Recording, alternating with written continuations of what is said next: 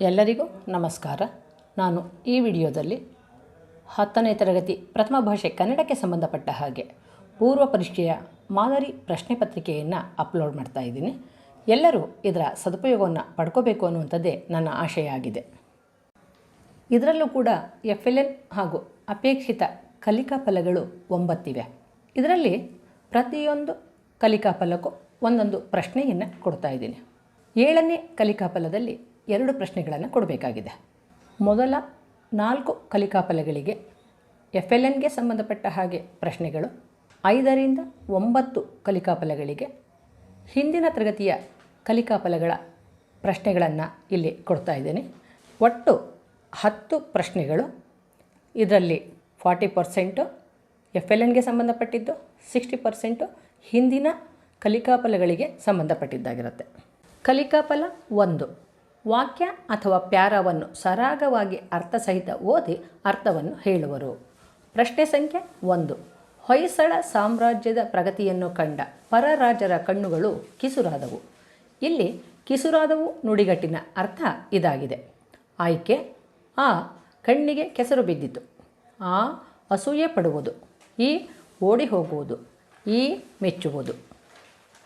ಕಲಿಕಾ ಫಲ 2, ಓದಿದ ವಿಷಯವನ್ನು ಅರ್ಥೈಸಿಕೊಂಡು ಪ್ರಶ್ನೆಗಳಿಗೆ ಉತ್ತರಿಸುವರು. ಈ ಪ್ರಶ್ನೆ ಹೇಗಿರಬೇಕು? ಯಾರು, ಏನು, ಎಲ್ಲಿಗೆ, ಏಕೆ ಇದನ್ನು ಒಳಗೊಂಡಿರಬೇಕು. ಕೊಟ್ಟಿರುವ ಗದ್ಯ ಭಾಗವನ್ನು ಓದಿ ಪ್ರಶ್ನೆಗೆ ಉತ್ತರಿಸಿ. ಸಾಶಿ ಮರುಳಯ್ಯ ಅವರ ಪೂರ್ಣ ಹೆಸರು ಸಾಸಲು ಶಿವರುದ್ರಯ್ಯ ಮರುಳಯ್ಯ.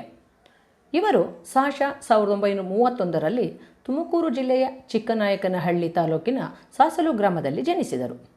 ಇವರ ತಂದೆ ಶಿವರುದ್ರಯ್ಯ, ತಾಯಿ ಸಿದ್ದಮ್ಮ. ಇವರು ಸಾಶ 1957ರಲ್ಲಿ ಮೈಸೂರು ವಿಶ್ವವಿದ್ಯಾನಿಲಯದಿಂದ ಕನ್ನಡ MA ಪದವಿಯನ್ನು ಪಡೆದರು. ಪ್ರಶ್ನೆ ಸಂಖ್ಯೆ 2, ಸಾಶಿ ಮರುಳಯ್ಯ ಅವರ ತಂದೆ ತಾಯಿಯ ಹೆಸರೇನು? ಕಲಿಕಾ ಫಲ 3, ಸರಳ ವಾಕ್ಯಗಳನ್ನು ಸ್ವತಃ ಬರೆಯುವರು. ಪ್ರಶ್ನೆ ಸಂಖ್ಯೆ 3, ಕೊಟ್ಟಿರುವ ಪದಗಳಿಗೆ ವಾಕ್ಯಗಳನ್ನು ರಚಿಸಿರಿ. ಪಕ್ಷಿ, ಭಾಷೆ, ಕಿವಿಮಾತು.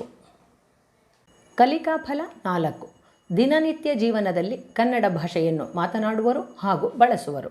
ಪ್ರಶ್ನೆ ಸಂಖ್ಯೆ 4, ಕೊಟ್ಟಿರುವ ಪದ್ಯಭಾಗದಲ್ಲಿರುವ ದ್ವಿರುಕ್ತಿ, ಅನುಕರಣಾವ್ಯಯ, ಜೋಡು ನುಡಿಗಳನ್ನು ಆರಿಸಿ ಬರೆಯಿರಿ. ಗದ್ಯವನ್ನು ಗಮನಿಸ್ಕೊಳ್ಳಿ.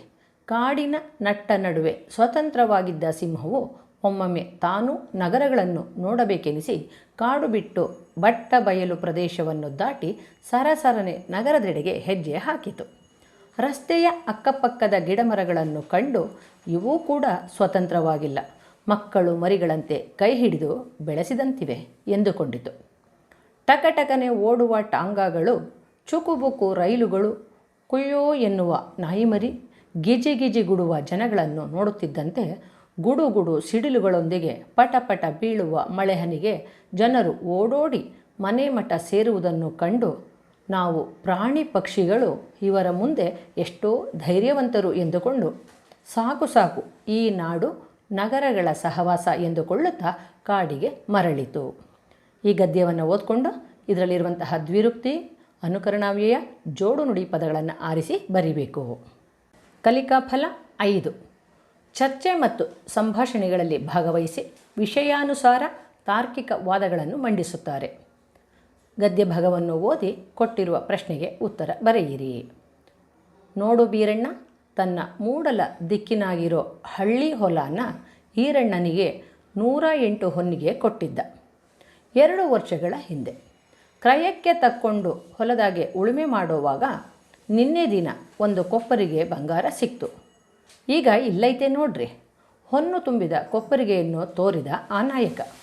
ಇದನ್ನು ಈರಣ್ಣ ಪೂಜೆ ಮಾಡಿ ಬೀರಣ್ಣನ ಮನೆಗೆ ಕೊಂಡೋಗಿ, ತಕ್ಕಳಪ್ಪ, ಇದು ನೀನು ಕೊಟ್ಟ ಹೊಲದಾಗೆ ಸಿಕ್ಕಿತು. ಯಾರೋ ನಿನ್ನ ಪೂರ್ವಿಕರು ನಿನಗಾಗಿ ಇಟ್ಟಿದ್ರು ಅಂತ ಕಾಣಿಸುತ್ತೆ, ತಕ್ಕೋ ಅಂದ. ಬೀರಣ್ಣ ಒಪ್ಪಲಿಲ್ಲ. ಅಲ್ಲವೇನಪ್ಪ ಬೀರಣ್ಣ ಕೇಳಿದ ಕೇತುಮಲ್ಲ. ಹೌದು ಗೌಡಪ್ಪ, ಹೊಲ ಮಾರಿದ ಮ್ಯಾಗೆ ಹಣ ಕೊಟ್ಟ ಮ್ಯಾಗೆ ಆ ನೆಲದ ಮೇಲೆ ನನಗೇನೈತಿ ಹಕ್ಕು. ಅದರಾಗೆ ಸಿಕ್ಕಿದ್ದೆಲ್ಲ ಹೊಲ ಕೊಂಡುಕೊಂಡ ಒಡೆಯೆಂದು ತಾನೇ. ಪ್ರಶ್ನೆ 5, ಈರಣ್ಣ ಮತ್ತು ಬೀರಣ್ಣ ಇವರಲ್ಲಿ ಯಾರನ್ನು ಮೆಚ್ಚುವಿರಿ, ಏಕೆ? ಕಲಿಕಾ ಫಲ 6.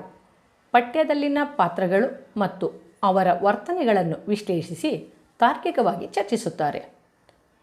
ಕೊಟ್ಟಿರುವ ಪದ್ಯಭಾಗವನ್ನು ಓದಿಕೊಂಡು ಪ್ರಶ್ನೆಗೆ ಉತ್ತರಿಸಿ. ಮೋಹ ಮುಸುಕಿದ ಬುದ್ಧಿ ಸರ್ವನಾಶದ ಸಿದ್ಧಿ. ವ್ಯಾಮೋಹವನ್ನು ತೊರೆದು ಬಾಳಬೇಕು. ಏನು ಬಂದರೂ ಕೂಡ ತಾಳಬೇಕು. ಪ್ರಶ್ನೆ 6. ನಾವು ಯಾವ ರೀತಿ ಬಾಳಬೇಕೆಂದು ಪಾರಿವಾಳ ಪದ್ಯದಿಂದ ತಿಳಿಯುವಿರಿ?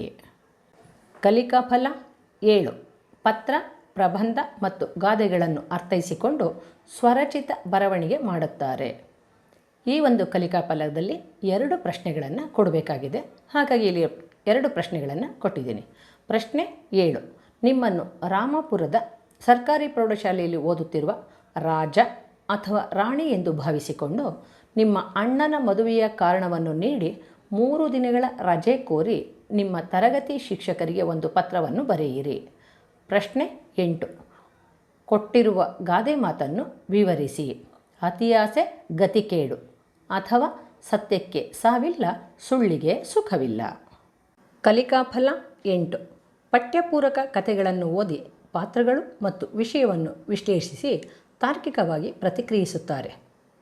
ಇಲ್ಲಿ ಒಂದು ಗದ್ಯ ಇದೆ. ಈ ಗದ್ಯವನ್ನು ಓದಿ ಕೊಟ್ಟಿರುವಂತಹ ಪ್ರಶ್ನೆಗೆ ಉತ್ತರವನ್ನು ಬರೆಯಿರಿ. ಅಭಯ ರುಚಿಯು ಮಾರಿದತ್ತನಿಗೆ ನಾನು ಸಂಕಲ್ಪ ಹಿಂಸೆ ಒಂದರಿಂದಲೇ ನಾನಾ ಜನ್ಮಾಂತರಗಳಲ್ಲಿ ದುಃಖವನ್ನು ಅನುಭವಿಸಿದೆನು. ಆದರೆ ಭಯವಿಲ್ಲದೆ ಇಷ್ಟು ದೇಹಗಳನ್ನು ಕೊಲ್ಲುತ್ತಿರುವೆ. ಇದಕ್ಕೆ ನರಕದಲ್ಲಿ ಪರಿಹಾರವನ್ನು ಪಡೆಯುವೆ ಎಂದು ಹೇಳಿದ ಮಾತುಗಳು ಅಲ್ಲಿದ್ದ ಜೀವ ಸಮೂಹಗಳಿಗೆ ಅಭಯವನ್ನು ನೀಡುವ ಡಂಗೂರದಂತೆ ಒಪ್ಪಿಗೆಯನ್ನು ಪಡೆಯಿತು. ಆದ್ದರಿಂದ ಮಾರಿದತ್ತ ದೊರೆಯು ಹೆದರಿ ವಿಸ್ಮಯಗೊಂಡು ಉದ್ವಿಗ್ನನಾದನು. ಪ್ರಶ್ನೆ ಸಂಖ್ಯೆ 9. ಮಾರಿದತ್ತ ಚಂಡಮಾರಿ ದೇವಿಗೆ ಬಲಿ ಕೊಡುತ್ತಿದ್ದ ಪದ್ಧತಿ ಸರಿಯೇ ತಪ್ಪೇ ವಿಶ್ಲೇಷಿಸಿ. ಕಲಿಕಾ ಫಲ 9. ಕವಿತೆಗಳನ್ನು ಓದಿ ಅದರ ಭಾವಾರ್ಥ ಮತ್ತು ವಿಷಯವನ್ನು ಗ್ರಹಿಸಿ ಮೌಖಿಕ ಅಥವಾ ಲಿಖಿತವಾಗಿ ಅಭಿಪ್ರಾಯಗಳನ್ನು ವ್ಯಕ್ತಪಡಿಸುತ್ತಾರೆ. ಪ್ರಶ್ನೆ ಸಂಖ್ಯೆ 10. ಕೊಟ್ಟಿರುವ ಪದ್ಯಭಾಗವನ್ನು ಓದಿ ಅರ್ಥೈಸಿಕೊಂಡು ಸಾರಾಂಶವನ್ನು ಬರೆಯಿರಿ. ಪದ್ಯ: ಸುಲಿದ ಬಾಳೆಯ ಹಣ್ಣಿನಂದದಿ, ಕಳಿದ ಸಿಗುರಿನ ಕಬ್ಬಿನಂದದಿ, ಅಳಿದ ಉಷ್ಣದ ಹಾಲಿನಂದದಿ, ಸುಲಭವಾಗಿರ್ಪ ಲಲಿತವಹ ಕನ್ನಡದ ನುಡಿಯಲ್ಲಿ, ತಿಳಿದು ತನ್ನೊಳು ತನ್ನ ಮೋಕ್ಷವ ಗಳಿಸಿಕೊಂಡರೆ ಸಾಲದೆ ಸಂಸ್ಕೃತರಲ್ಲಿನ್ನೇನು. ಈ ವಿಡಿಯೋವನ್ನು ಕೇಳಿ ತಮ್ಮ ಅಭಿಪ್ರಾಯಗಳನ್ನು ವ್ಯಕ್ತಪಡಿಸ್ತೀರಾ ಅಂತ ಹೇಳಿ ನಾನು ಭಾವಿಸ್ತೀನಿ. ಧನ್ಯವಾದಗಳು.